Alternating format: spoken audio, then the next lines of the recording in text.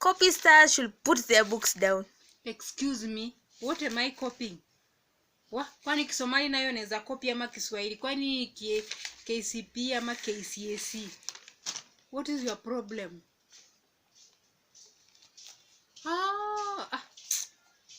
Sita copy sasa, wacha niwaambie. Karibu. Welcome back to my channel. Hii ni Aisha. Naenda kuwafundisha maneno katika Kiswahili na katika Kisomali. Kwa mfano, nataka chai, shai, warava, pilipili, paspas wae, si safi, mahanadhifu wae, ni chafu, wasakh wae, nchi, yani country, bal wae, taifa, wadan, sharia kwae, sebule, fadhiga or iyo fadhi wae, kitanda, sariri wae, vyombo. Vyombo ni vile vitu vinapatikana nyumbani. Kwa mfano, kabati, armacho, meza, miswae, kinu. Kinu ni ile nini unaweka kama ni tangawizi, unagonga, hiyo tunaita moyo wae. Alafu kuna, kama unaenda sokoni, kuna kikapu, unaenda unanunua nyanya, unanunua mboga na bebea ndani. Kikapu tunaita salat wae. Sufuria tunaita disti. Kengele tunaita gambalel. Zulia ni ile carpet tunaweka kwa nyumba, tunaita sali wae.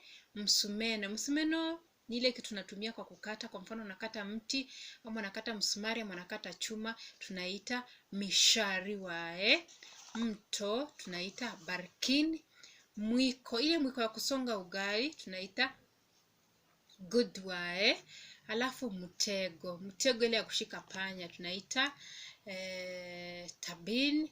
Iyo birta jirika wae kwa sababu inashika panya ni jiri. Alafu mtego tunaita birta.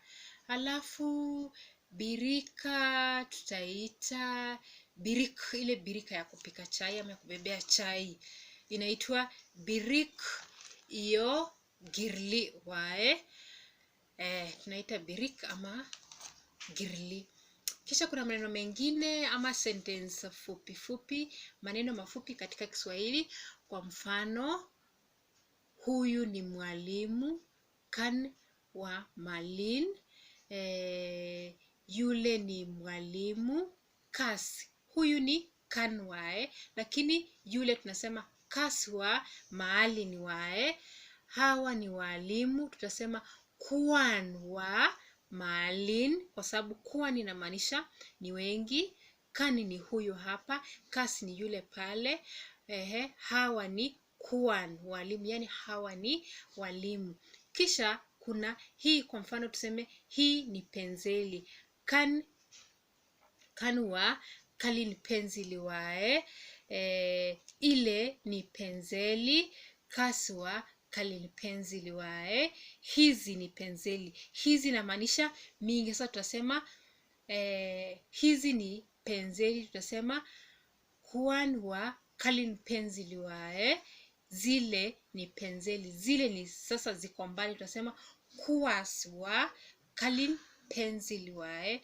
Alafu kuna siku za wiki kama Jumatatu, Jumanne, Jumatano, Alhamisi, Ijumaa, Jumamosi, Jumapili. Sasa Jumamosi, siku ya kwanza ni Jumamosi. Sasa Jumamosi tunaita sabt ama septi wae.